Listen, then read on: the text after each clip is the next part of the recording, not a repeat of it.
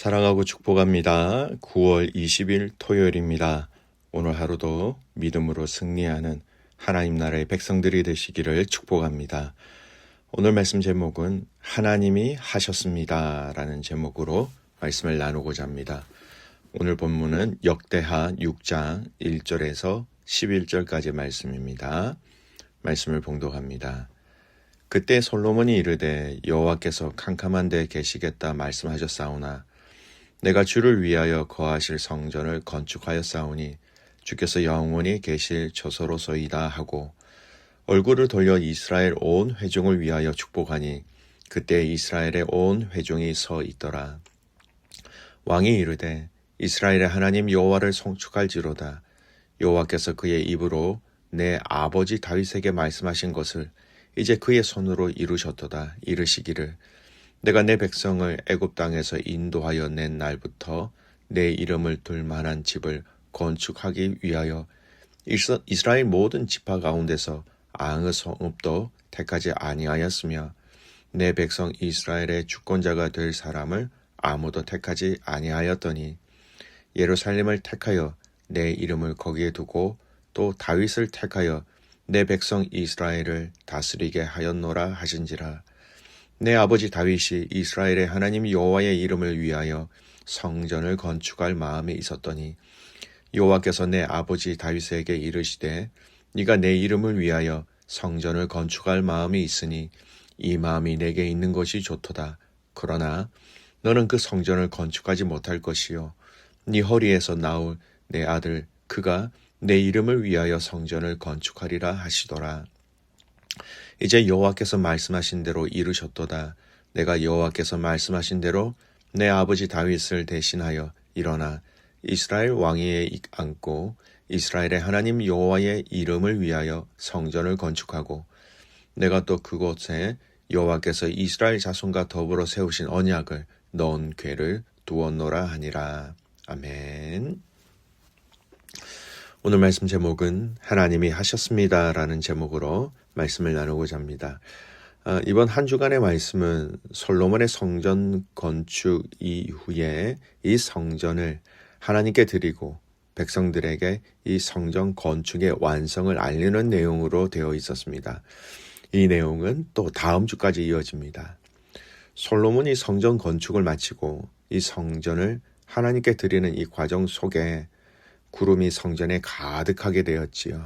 이 구름은 하나님의 영광, 하나님의 임재라고 말할 수 있다라고 말씀드렸습니다. 그 영광스러운 하나님의 임재를 보고 난 이후에 오늘 본문은 솔로몬이 이 일어난 일에 대해서 화답하는 내용입니다. 근데 이 화답의 내용은 어떻게 보면 성전 건축의 역사가 어떻게 시작되었는지 또 어떤 의미가 있는지 앞으로 이 성전을 중심으로 어떻게 살아가야 하는지 그 질문에 대한 답들이 다 들어가 있는 내용이에요. 오늘은 바로 그 화답의 첫 부분입니다. 여러분, 성전 건축, 요즘으로 말하면 예배당 건축을 하신 적이 있으십니까? 저는 개인적으로 모 교회의 본당과 교육관 그리고 직접 건축의 결과는 보지 못하였지만 건축을 위한 건축 헌금을 한 적이 거의 사역에 빠지지 않았던 것 같습니다. 여기 시드니에서도 경험을 했지요. 입당 예배를 드리고 헌당 예배를 드릴 때 그 감격과 감사는 이루 말할 수 없을 정도로 행복하고 또 많이 기뻐했습니다. 오늘 이 본문의 시점도 솔로몬도 그리고 이스라엘 백성들도 엄청 감사하고 감격스럽고 기쁜 날이었을 것입니다. 말하지 않아도 우리 충분히 짐작할 수 있는 그날, 솔로몬이 이 성전 건축에 대한 화답 속에서 우리는 참으로 중요한 것이 담겨져 있다는 것을 발견할 수 있습니다. 다른 그 어떤 것보다도 하나님을 어떻게 바라보고 있었는가, 하나님이 어떤 분이시냐라는 이 그의 신앙의 하나님을 바라보는 그 관점의 고백이라고 할 수 있는 겁니다. 오늘 그 부분을 중심으로 좀 살펴보았으면 좋겠습니다. 첫 번째 저희가 봐야 될 구절은 4절입니다. 4절 말씀, 왕이 이르되 이스라엘 하나님 여호와를 송축할지로다.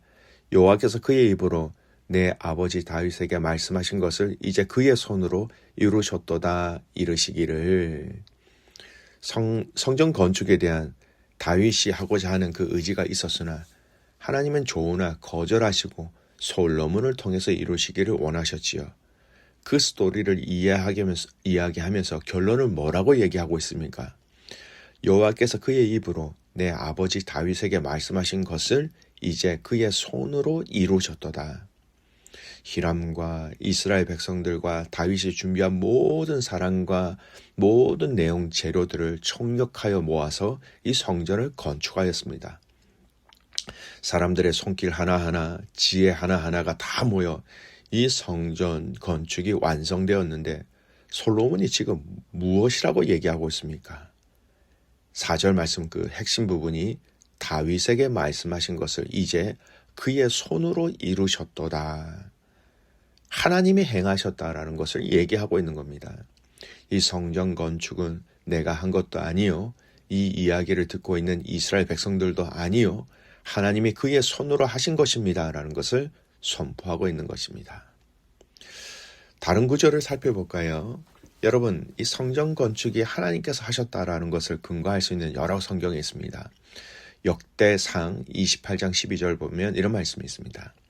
그가 성전의 골방과 모든 사방간의 식양과 여호와의 성전의 모든 기물의 식량을 그 아들에게 주고. 성전의 설계도와 양식은 다윗이 창안한 것이 아니라 하나님께서 주신 것이었다라고 얘기합니다. 하나님께서 계시하셨다라는 것이죠. 다윗에게 이 성전을 건축하겠다라는 마음을 주신 분도 하나님입니다. 역대상 28장 19절 다윗이 이르되 이 모든 것의 설계는 여호와께서 그가 손으로 그리게 하신 모든 것을 내게 깨닫게 하신 것이라 하니라. 하나님의 마음을 주셨기 때문에 하나님의 깨닫게 하셨기 때문에 이 성전 건축의 모든 것을 할 수 있었다. 가능하게 되었다. 이렇게 얘기하고 있는 겁니다. 여러분, 우리가 이 부분을 정말 잘 이해하고 정확하게 알아야 합니다. 우리 성도가 이 땅에서 하나님을 예배하고 형제와 이웃을 사랑하고 섬기고 때로는 우리의 헌신과 물질과 시간을 내어 그들을 사랑하고 그들을 섬길 때가 있죠. 그런데 우리는 이것을 내가 한다, 내가 하였다라는 마음가짐으로 대할 때가 있다라는 것입니다. 내 시간을 들여서 내 물질을 사용해서 또는 내 마음에 선한 의도가 있어서 그들을 향하였는데 하지만 여러분, 주님 앞에 가는 날까지 우리가 놓치지 말아야 할 것은 내가 아니라 하나님이 하신 것, 하나님이 주셔서 하나님이 하게 하셨다는 것을 우리는 잊지 말아야 하는 것입니다. 이 하나님의 일하심에 있어서 내가 했다, 우리가 했다라는 것이 들어가는 순간 이것은 우리의 신앙의 우선순위가 바뀐 것이요. 이것은 나의 자아가 들어간 것이요. 나의 이름이 들어가 버린 것입니다.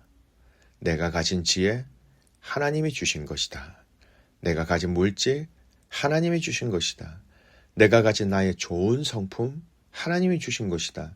내가 가지고 있는 나의 달란트, 하나님이 주신 것이다. 하나님 것이다. 즉 하나님 것임을 우리가 인정해야 한다는 것입니다. 오늘 마지막 구절 보십시오. 10절, 11절 동일한 의미입니다. 읽겠습니다. 이제 여호와께서 말씀하신 대로 이루셨도다. 내가 여호와께서 말씀하신 대로 내 아버지 다윗을 대신하여 일어나 이스라엘 왕위에 앉고 이스라엘의 하나님 여호와의 이름을 위하여 성전을 건축하고 내가 또 그곳에 여호와께서 이스라엘 자손과 더불어 세우신 언약 넣은 궤를 두었노라 하니라. 핵심은 10절입니다. 이제 여호와께서 말씀하신 대로 이루셨도다. 내가 여호와께서 말씀하신 대로 철저하게 여러분 주어가 무엇으로 얘기하고 있습니까? 여호와께서 말씀하신 대로 이루셨다. 내가 여호와께서 말씀하신 대로. 사랑하는 성도 여러분, 작은 일에서부터 큰 일까지 우리는 하나님의 주권을 인정해야 하는 것입니다. 하나님, 당신이 하셨습니다. 주님이 하셨습니다. 이것이 우리말에 늘 붙어 있어야 하는 것입니다. 여러분, 말에 붙어 있으려면, 우리 입술에 붙어 있으려면 먼저 그것이 우리의 마음에 가득 차 있어야 하는 것입니다. 하나님이 하셨다라는 것, 하나님의 주권이라는 것을 기억하십시오.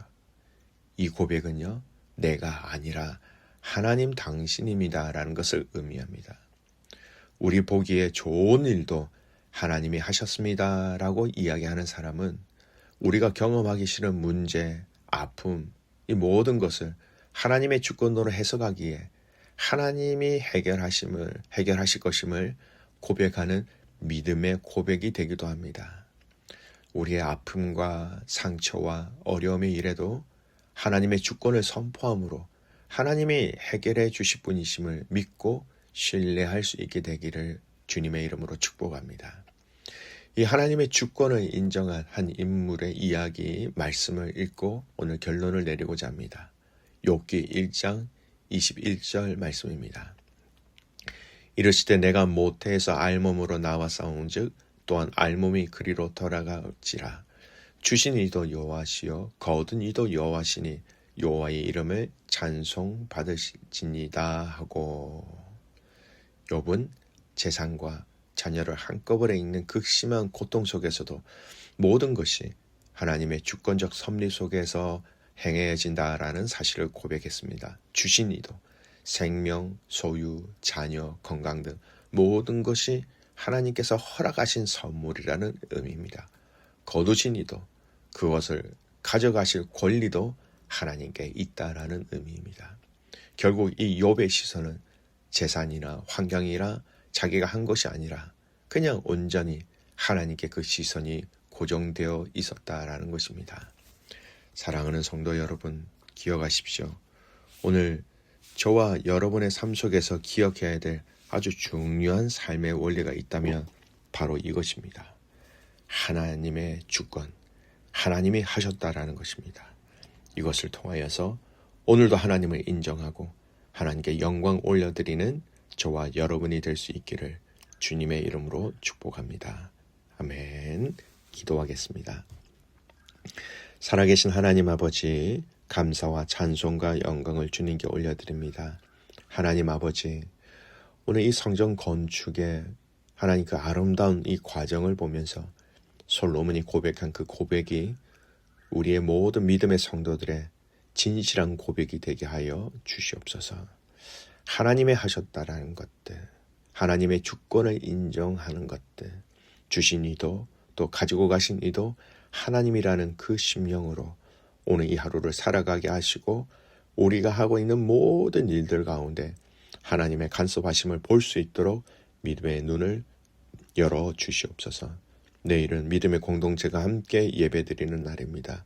그 예배 가운데 하나님 기름 부어 주시고 말씀하여 주시고 위로하시고 알려주시고 하나님의 주권을 체험하는 복된 예배 되게 하여 주시옵소서.